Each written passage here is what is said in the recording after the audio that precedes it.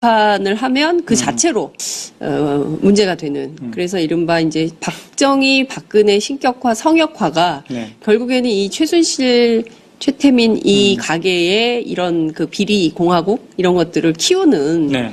우리 인식의 문제. 맞습니다. 이런 것도 좀 짚어봐야 될 것 같아요. 그래요. 그래서 특히 조순재 녹취록을 다시 한번 읽으면서 네. 야 우리가 과거를 한번 제대로 돌아보자. 우리가 해야 할 것을 뭘 못했는지를 다시 한번 네, 생각해보자. 네, 그러나 다행인 것은 지난 몇 달 동안 우리가 촛불 민심을 경험하지 않았습니까? 네. 사실은 이 지금 특검이 네. 최순실의 재산 그리고 최태민의 과거 재산 그리고 이것에 박근혜 대통령과의 연관성을 지금 네. 추적 조사하고 있지 않습니까? 예, 예. 근데 이 특검은 누가 만든 거예요? 이게 촛불 민심이 이끌어서 그렇습니다. 이 박영수 특검을 지금 만들지 않았습니까? 그러니까 굉장히 우리가 지금 역사적인 순간에 서 있는 것 같아요. 특히나 이 조순재 녹취록을 읽어보면 네. 읽으면 읽을수록 이 박영수 특검이 촛불 민심이 만들어놓은 박영수 특검이 얼마나 절실한 것인가. 네. 얼마나 수많은 그동안의 이 드라마를 거치고서 좌절 안 됐고 파헤치다 또 안 되고 또 안 되고 그러니까 김재규도 못하고 그래서 사형 집행 당하고 네. 박정희도 못하고 그래서 12.19 총살 맞아 죽고 네. 전두환도 못하고 노태우도 못 가고 못하고. 심지어 김대중 노무현 이 두 민주 정권도 못했던 것을 네.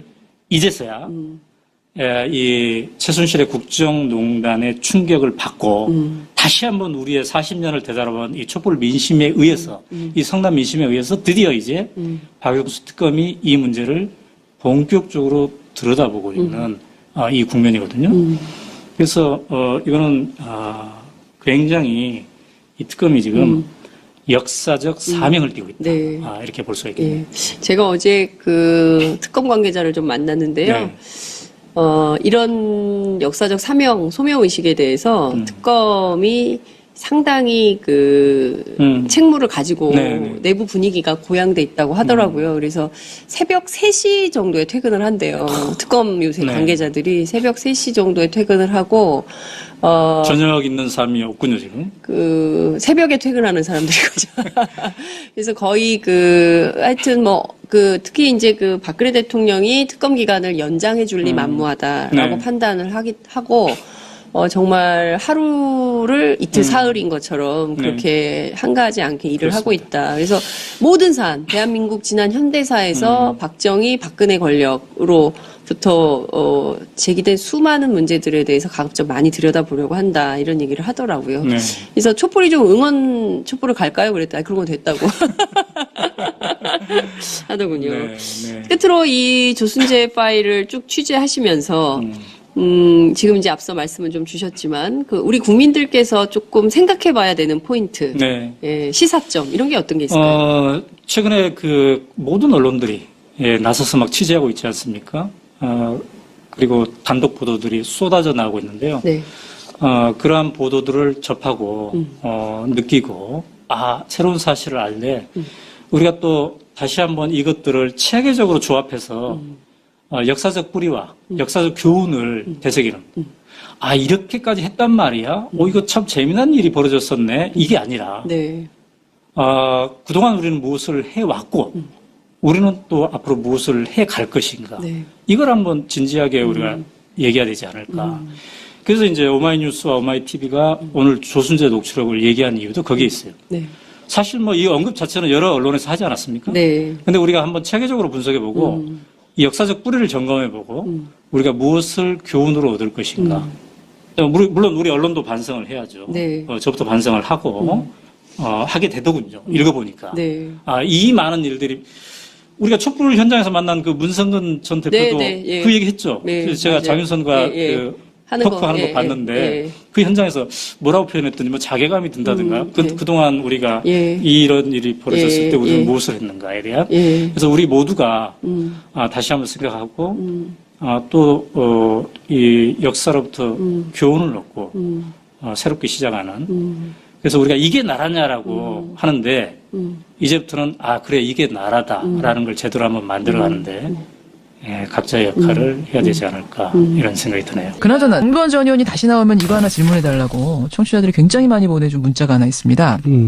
지난번에 저희 그 스페셜 뉴스 게임 나오셨을 때 내가 야동까지 까봐야 되느냐 이 얘기를 하셔가지고 이 질문 엄청 받으셨죠?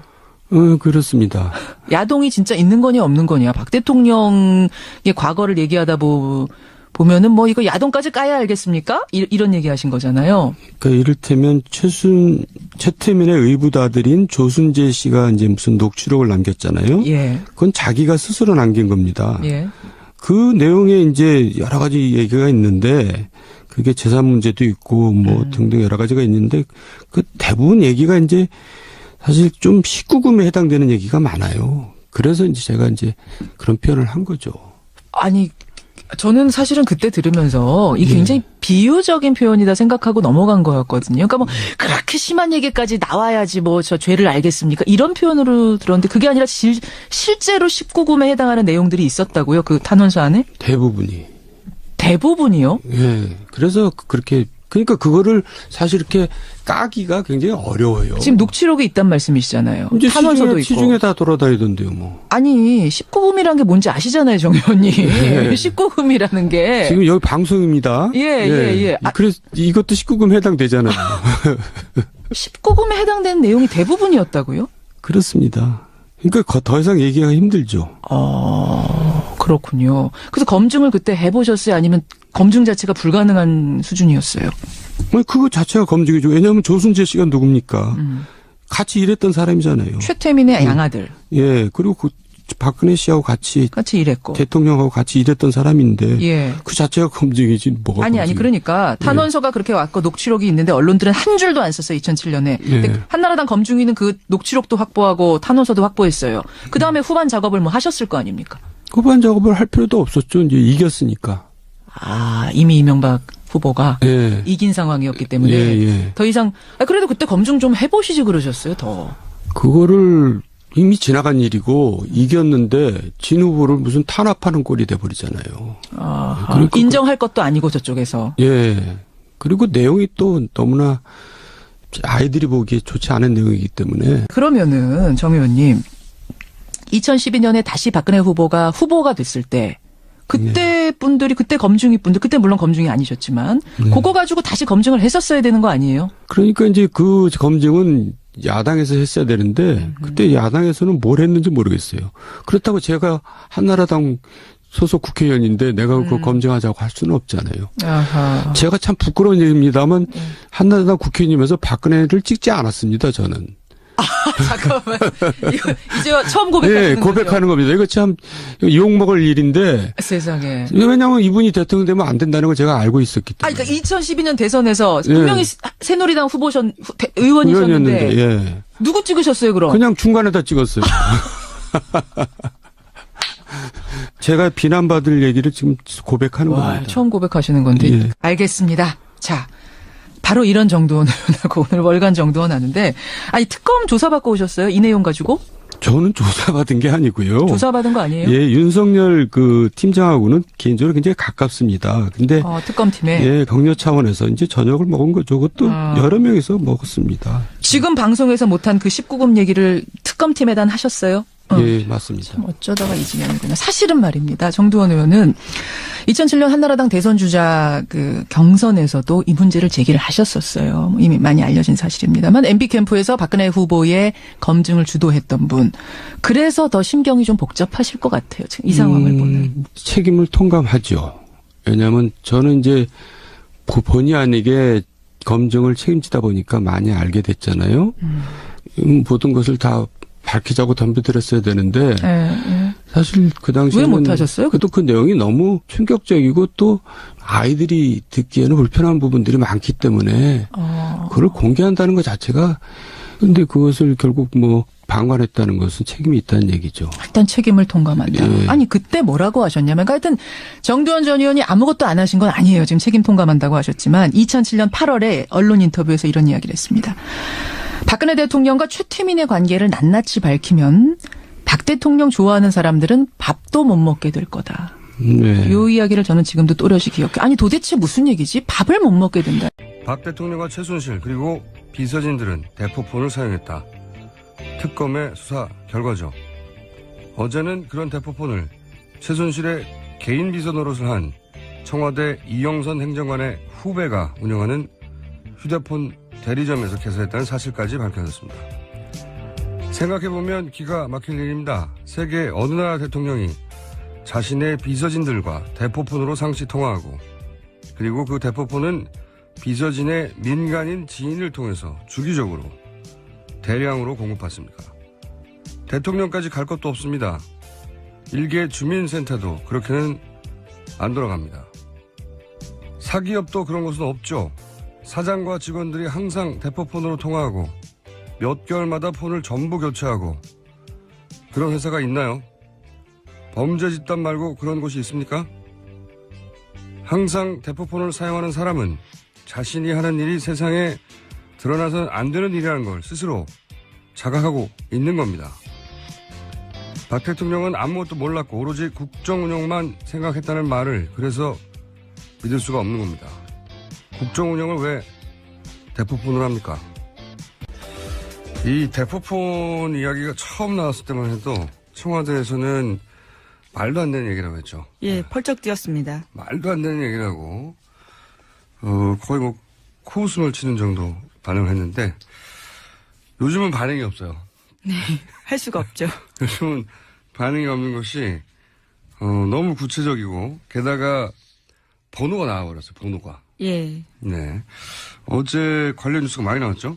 네, TV조선이 번호를 특정해서 보도했습니다. 끝자리가 4021인데요.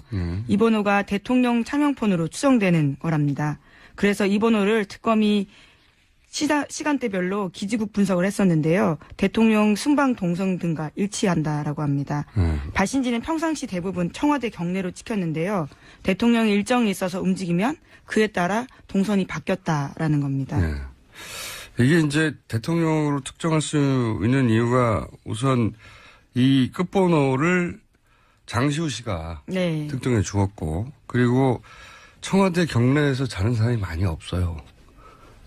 그렇죠? 예, 계속 있을 수도 없죠, 사실. 네. 그 번호가. 그리고 이제 경내에 있는 사람이 있을 수 있다 치더라도 거기서 숙식을 하는 사람의 폰으로 특정하려고 해도 해외 순방을 가는데도 따라간단 말이죠. 네.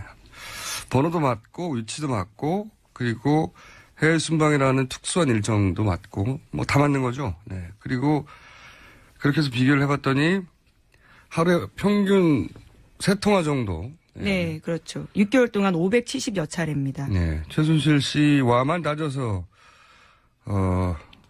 하루에 평균 3통화를 했고 그리고 도피 행각을 벌일 때도 계속 통화를 했고. 네, 독일에서요. 그리고 보면 해외 로밍도 있다고 해요. 네, 그 폰을 들고 다니는 거죠. 계속해서. 여기서 중요한 것은 요금을 누가 냈냐 이거라고 봅니다. 저는. 여기까지 따져봐야 된다고 보는데 네네. 요금이 꽤 나왔을 거 아니겠습니까? 예, 그렇죠. 명의는 우선 윤전추 행장관으로 되어 있습니다. 명의는 윤전추 행정관인데 또 그 폰을 한 번만, 그러니까 그 폰 한 번을 사용한 게 아니라 주기적으로 한 번에 만들었다가 대량으로 한 번에 폐기하고 네네. 이런 식으로 하나를 한 것도 아닌 거죠. 이거는 정말 이게 상상이 안 가는 일이에요. 네. 국정 운영을 왜 대포폰으로 하는 것인지. 청와대가 그리고 그 행정관의 친구, 네, 군대 후배라고 하죠. 네. 청와대 행정관의 지인을 통해 가지고 폰을 이렇게 대량으로 주기적으로 6개월 동안 것만 밝혀졌을 뿐인 거죠. 네, 이영선 행정관 군대 후임의 대리점에서 네. 다량으로 만들었다고 합니다. 주기적으로 한 번에 만들고 한 번에 폐기했다고 하니까요. 요금을 누가 냈냐 이거 밝혀줘야 된다고 봅니다. 요금을 누가 냈냐. 이것도 뇌물 아닌가요? 만약에 최순실 씨 쪽에서 내줬다면요. 네. 뇌물죄가 되죠. 대납이니까요. 현금으로 했다니까 요금이 어떻게 정산이 됐는지 현금으로 냈을까 어떻게 했을까요? 궁금하네. 보통은 우리 계좌에 연결하거나 카드로 예, 하거나 하잖아요. 통신요금은 귀찮아서 통상 그렇게 하죠. 근데 이 경우는 그렇게 하지 않았을 것 같아요. 6개월밖에 하지 않으니까 그럴 수 있겠네요. 어떻게 했을까요? 이것까지 밝혀내면 더 재밌는 뉴스가 될 것 같은데. 일단 번호까지 나왔습니다. 자, 다음 뉴스는요? 네, 관련해서 최순실 씨가요, 대포폰을 애용했지만 독일 도피 중에는 또 보이스톡을 사용했다라고 합니다. 언론과 당국의 수배를 피하기 위해서라는 식의 경향신문 보도입니다. 제가 알기로는 이게 보이스톡이 기술적으로 보완이 안 돼요. IT 전문가는 주변에 없었나 봐요. 네. 여하간 이 통화를 잡히지 않기 위해서 무지 노력을 했다는 거죠. 네. 무지 노력을 했고, 차면폰은 그 중에 일부인 것이고, 보이스톡도 사용을 했고, 일반적인 통화는 하지 않으려고 했다는 거죠. 알려진 번호로는. 네네. 그렇고. 그러니까 범죄 집단을 떠올리는 겁니다. 그런 경우가 어딨어요. 회사에서도 그렇게 안 해요. 저는 이런 경우를 들어본 적이 없어요. 회사 사장이 항상 직원들과 대포폰으로만 통화한다. 주기적으로. 그런 회사도 없습니다. 회사도 없는 일이고, 무슨 어떤 정부 부처는 항상 그 부처는 항상 대포폰으로 회의한다. 말이 안 되잖아요. 근데 하물며 청와대에서 이런 식으로 주기적으로 했다는 건 자기들이 하는 일이 이게 이상한 일이라는 걸 알았던 거죠. 너무나 자명하게도. 왜냐면 이게 보안폰이 있거든요, 따로. 네, 그렇죠. 지급을 합니다, 청와대에서. 네. 물론 최순실 씨한테는 지급하지 않습니다. 그러니까요. 그러니까 예. 들키지 말아야 하는 일이라는 걸, 들키면 안 된다는 걸 알고 있었던 거죠. 너무나 자명하게도. 그런데 국정 운영만 했다고 하니까 믿을 수가 없는 겁니다. 말이 안 되는 거죠. 이 대포폰 만약에 취임 이후부터 계속 다 추적해낼 수 있다면 어마어마한 이야기 나올 것 같아요. 네, 청문회 때도요, 차은택 씨 같은 경우에도 자기가 대포폰 전해받았다라고 이야기했고요, 최순실 씨한테요. 뿐만 아니라 최순실 씨와 함께 일하는 사람들은 다 하나씩 가지고 오라고 했다고 합니다. 그런 것만 보더라도요, 실물이 없어서 그렇지 번호가 어마어마한 거죠. 그러니까요. 같은 시간대만 하더라도 막 10개씩 휴대폰에서 나오고 그랬대잖아요. 예, 네. 그래서 이제 본인도 헷갈리니까 거기 뭐 스티커 하나 뭘 붙여놨다면서요. 예, 반창고 붙여놓은 건 실제로 제가 봤습니다. 워낙 개수가 많다 보니까요. 쓰다가 버린 것 중에 일부를 확보하신 거죠. 예, 네, 예. 세상에서. 네, 반창고가 붙어 있다고 합니다. 무슨 반창고예요? 예, 그때 뽀로로 반창고였습니다. 꽤 귀여운, 예. 아, 그래서 이제 뽀로로 그림에 따라서 구분을 하는군요. 이 사람은 집에 반창고가 다양한 종류가 있지 않다 보니까 네. 그 당시에 뽀로로 반창고가 잘 나갔던 것 같습니다. 그래서 그걸 붙여놓은 게 아닌가 싶습니다. 뽀로로 캐릭터 여러 개예요? 그건 저도 잘. 그 세 개까지는 모르겠는데 어쨌든. 예, 예. 그리고 이제 그 폰을 확보해서 보면 겨우 한 사람이나 두 사람이나 세 사람 많아봐야 예, 그렇죠. 그 폰으로는 그 사람들하고만 통화하는 거죠. 예, 맞습니다. 특정인의 번호만 넣어주고요. 상대방도 아마 대포폰 번호이기 때문에요. 기억을 못할 겁니다. 그렇기 때문에 입력을 해서 그렇게 전해주는 거죠. 이 서로. 폰으로는 이것만 해라. 제가 보기에는 말이죠. 이거는 그 조직범죄 아니면 간첩이에요. 그거 외에는 이런 식의 조직적이고 주기적이고 대량의 대포폰을 사용하는 케이스는 있을 수가 없는데 그걸 대통령이 사용했다고 하니까 이게 황당한 거죠. 이런 뉴스에는 왜 청와대 응답이 없답니까? 처음에 대포폰 얘기 나왔을 때만 하더라도 절대 번호는 알려지지 않을 거라고 생각했던 것 같아요. 예, 그럴 수 있죠. 네, 그래서 이제 전면 부인했다가 요즘 너무 구체적이니까 대답이 없습니다. 그리고 자, 홍보 라인에서 실제로 몰랐을 수도 있을 거라는 생각도 들긴 듭니다. 어떤 선까지만 알고 그 아래로는 몰랐을 것 예, 같아요. 예. 그래서 정말 없다고 그 당시 생각했을 수도 있지 않나라는. 네. 지금은 이제 물어봐야 되잖아요. 그렇죠. 네. 쓰셨어요? 이렇게 물어봐야 되는데 아무도 안 물어보나 봅니다. 네. 예, 정호성 전 비서관 같은 경우에도요, 헌법재판소에 나와서 대통령이 썼다라는 거 증언했거든요. 네. 입이 다 안 맞춰진 거죠. 어떤 부분은 디테일까지. 자. 정성주 씨, 정배주 씨, 그다음에 윤전주 씨 다 자기 방으로 갔어요. 그랬는데 방에서 나오고 새벽에 자석들 나온다는 표정을 떠서 하는지 이영선 씨였고 세상에 계시면 아무나 들어갈 수가 없거든요.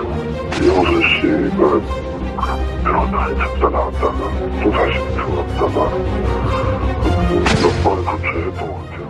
되게 늦게까지 갔죠. A씨는 이영선 행정관이 대통령과 관련한 핵심 의혹을 풀어줄 키맨이라고 지목했습니다. 청와대가 윤전추 행정관은 대외적으로 공개를 하더라도 이영선 행정관만큼은 지금까지도 꼭꼭 숨겨놓는 건 다 그럴 만한 이유가 있지 않겠느냐고 말이죠. 자, 자세한 얘기는 들어가서 전해드리겠고요. 오늘 국회 기사 제목은 되짚어본 대통령의 하룻밤.